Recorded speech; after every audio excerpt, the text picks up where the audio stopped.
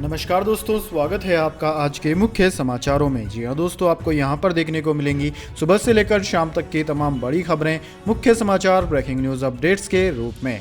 तो दोस्तों, आप सभी लोगों से रिक्वेस्ट है इस वीडियो को ज़्यादा से ज़्यादा लाइक और शेयर करें। तो चलिए दोस्तों, जान लेते हैं आज की पहली बड़ी खबर। दुनिया में कोरोना का खतरा, ब्रिटेन फ्रांस में चीन से आने वालों के लिए टेस्ट जरूरी, WHO बोला चीन सही आंकड़े बताए।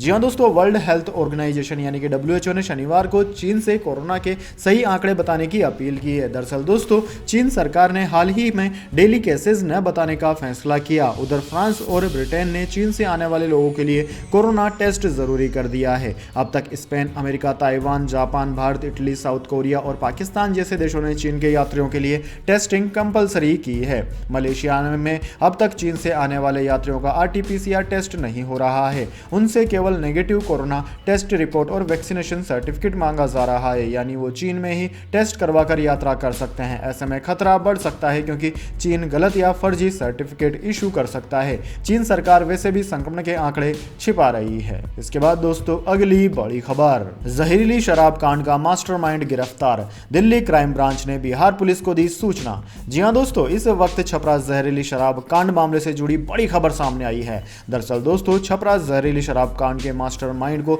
दिल्ली से गिरफ्तार कर लिया गया है। दिल्ली पुलिस क्राइम ब्रांच ने मास्टरमाइंड राम बाबू को दिल्ली से गिरफ्तार किया। इस बारे में दिल्ली पुलिस ने बिहार पुलिस को इन्फॉर्म कर दिया है। मिली जानकारी के अनुसार सूचना मिलते ही बिहार पुलिस मास्टरमाइंड को लेने दिल्ली जा पहुंची। दोस्तों, आपकी जानकारी के लिए बता दें, मास्टरमाइंड राम बाबू पर होम्योपैथिक दवा से शराब बनाने का आरोप है। इसी आरोपी ने शराब में केमिकल डालकर शराब को तैयार किया था। इसी जहरीली शराब का सेवन करने से बिहार के छपरा में 78 से अधिक लोगों की मौत हो गई थी। इस घटना को लेकर पूरे देश में चर्चा होने लगी थी कि आखिर बिहार में शराबबंदी कानून लागू होने के बाद कैसे इतनी बड़ी घटना हो सकती है। राष्ट्रीय मानवाधिकार आयोग ने इस मामले में खुद संज्ञान भी लिया था। इसके बाद दोस्तों, अगली बड़ी खबर, कोरोना के खतरनाक XBB.1.5 वेरिएंट की भारत में हुई एंट्री, गुजरात में पहला केस मिला। अमेरिकी एक्सपर्ट बोले यह पिछले स्ट्रेन से 120 गुना ज्यादा संक्रामक।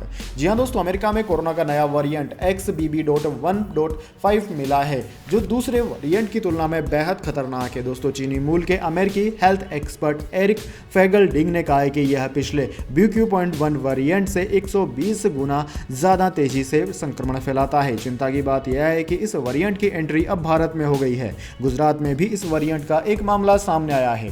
डिंग ने कहा कि XBB.1.5 कोरोना का एक सुपर वेरिएंट है। इसके चलते लोगों के अस्पताल में भर्ती होने की दर लगातार बढ़ रही है। डिंग ने कहा कि एक साइंटिस्ट ने न्यूयॉर्क में फैल रहे इस वेरिएंट के मॉडल की स्टडी की है। यह पहले के तमाम वेरिएंट्स के मुकाबले तेजी से इंसान के इम्यून सिस्टम को चकमा देने में माहिर है। इसके बाद दोस्तों, अगली बड़ी खबर, बुलेट प्रूफ कार में बैठकर नहीं हो सकती भारत जोड़ो यात्रा, सुरक्षा की अनदेखी पर बोले राहुल गांधी। जी हां दोस्तों, कांग्रेस के वरिष्ठ नेता राहुल गांधी ने शनिवार को साफ किया कि भारत जोड़ो यात्रा के दौरान बुलेट प्रूफ कार में घूमना उनके लिए संभव नहीं है। इस दौरान राहुल गांधी ने बीजेपी को अपना गुरु भी बताया और इसके पीछे का कारण भी बताया। इसके साथ ही उन्होंने समाजवादी पार्टी के प्रमुख अखिलेश यादव, बसपा सुप्रीमो मायावती और मोहब्बत का हिंदुस्तान के सभी समर्थकों को अपनी इस पदयात्रा में शामिल होने के लिए आमंत्रित किया। राहुल गांधी ने भारत जोड़ो यात्रा के दौरान सुरक्षा से चूक से जुड़े सवाल का जवाब देते हुए कहा कि सरकार चाहती है कि मैं बुलेट प्रूफ कार में यात्रा करूं, यह मेरे लिए संभव नहीं है।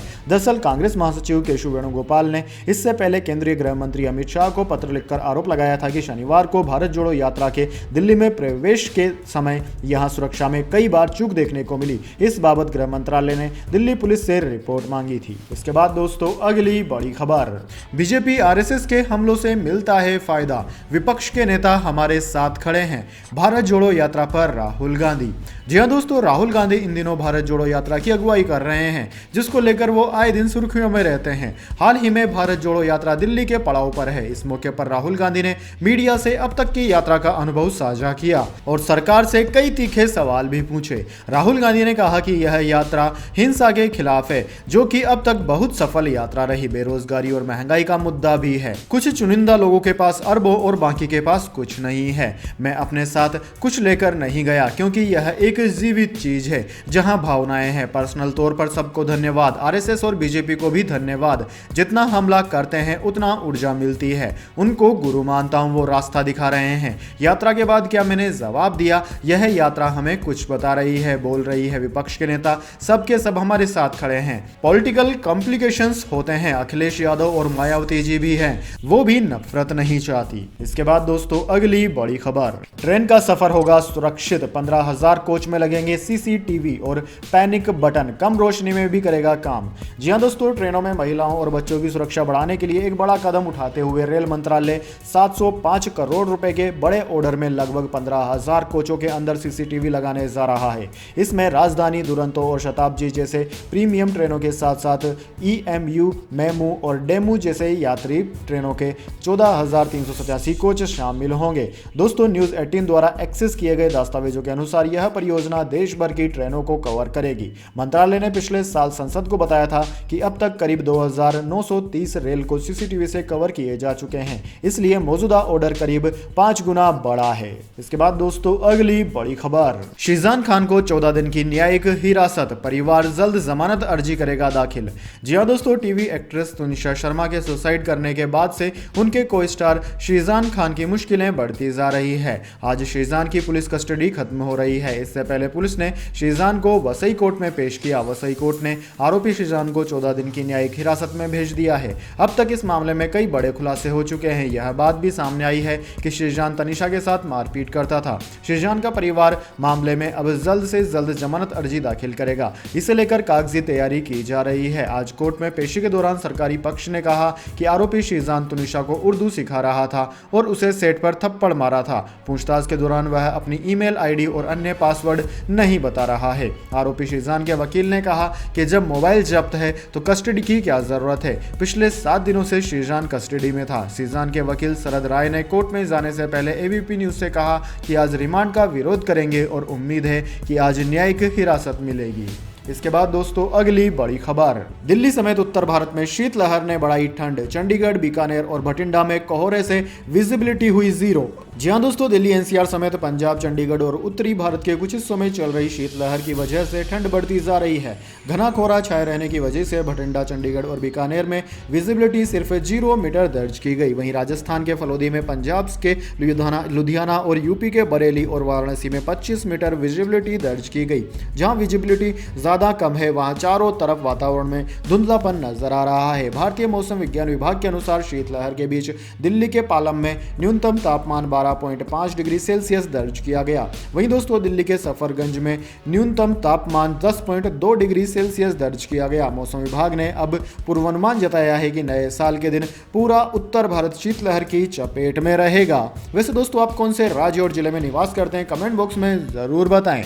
इसके बाद दोस्तों अगली बड़ी खबर, नए साल में बदलेगा ट्विटर, मस्क ने ट्वीट कर कहा जनवरी में एक्टिव होगा नेविगेशन का फीचर। जी हां दोस्तों, माइक्रो ब्लॉगिंग साइट ट्विटर के सीईओ एलन मस्क ने न्यू ईयर के मौके पर ट्विटर में नए फीचर ऐड करने का ऐलान किया है। इस अपकमिंग फीचर से यूजर्स स्वाइपिंग के जरिए रिकमेंडेड, फॉलो किए गए ट्वीट, ट्रेंड और टॉपिक्स आदि के बीच स्विच कर पाएंगे। इस फीचर के आने से प्लेटफॉर्म को इस्तेमाल करने का तरीका बदल जाएगा। दोस्तों शनिवार को मस्क ने अपने ट्विटर हैंडल से पोस्ट कर कहा कि नया ट्विटर नेविगेशन जनवरी 2023 में आ रहा है। यह आपको स्वाइप करते हुए रिकमेंडेड और फॉलो किए गए ट्वीट्स, ट्रेड और टॉपिक्स आदि के बीच स्विच करने की अनुमति देता है। तब तक स्विच करने के लिए होम स्क्रीन के ऊपर दाईं ओर स्टार आइकन पर टैप करें। इसके बाद दोस्तों अगली बड़ी खबर, अमित शाह ने कर्नाटक विधानसभा चुनाव से पहले लिया कैबिनेट विस्तार का बड़ा फैसला। जी हां दोस्तों, केंद्रीय गृह मंत्री अमित शाह इन दिनों कर्नाटक दौरे पर हैं। इसी क्रम में आज उन्होंने बड़ा फैसला लिया। उन्होंने 2023 के चुनाव से ठीक पहले के.एस. ईश्वरप्पा और रमेश जारकीहोली जैसे असंतुष्ट बीजेपी विधायकों को वापस कैबिनेट में शामिल करने के लिए बहुप्रतीक्षित कर्नाटक सरकार के मंत्रिमंडल विस्तार को हरी झंडी दे दी है। उन्होंने राज्य में मई में होने वाले 2023 के विधानसभा चुनाव से पहले जरूरी जमीनी स्तर की तैयारियों पर चर्चा करने के लिए कर्नाटक में बूथ स्तर के कार्यकर्ताओं के साथ एक महत्वपूर्ण बैठक की है। इसके बाद दोस्तों अगली बड़ी खबर, UIDAI की आधार यूजर्स को बड़ी सलाह, आधार इस्तेमाल करते समय इन बातों का रखें ध्यान। जी हाँ दोस्तों, भारतीय विशिष्ट पहचान प्राधिकरण यानी कि UIDAI ने देशवासियों को आधार यूज करते समय सजगता बरतने का अनुरोध किया है। UIDAI की तरफ से कहा गया है कि लोगों को बैंक खाता, पैन या पासपोर्ट जैसे दूसरे पहचान निर्धारण दस्तावेजों की तरह आधार के इस्तेमाल में भी ध्यान रखना चाहिए। आधार क्रमांक जारी आने वाले निकाय उदय ने कहा है कि देश के निवासियों को अपना आधार कार्ड या उसकी प्रतियों को इधर उधर नहीं छोड़ना चाहिए। UIDAI की तरफ से यह भी कहा गया है कि सोशल मीडिया एवं अन्य सार्वजनिक मंचों पर अपना आधार नंबर भी साझा करने से परहेज करना चाहिए। साथ ही प्राधिकरण ने कहा कि आधार नंबर का इस्तेमाल करने पर मोबाइल फोन पर आने वाले आधार OTP की जानकारी किसी भी अनधिकृत व्यक्ति को नहीं देनी चाहिए। इसके अलावा उन्हें M आधार का पिन नंबर भी दूसरों को नहीं बताना चाहिए।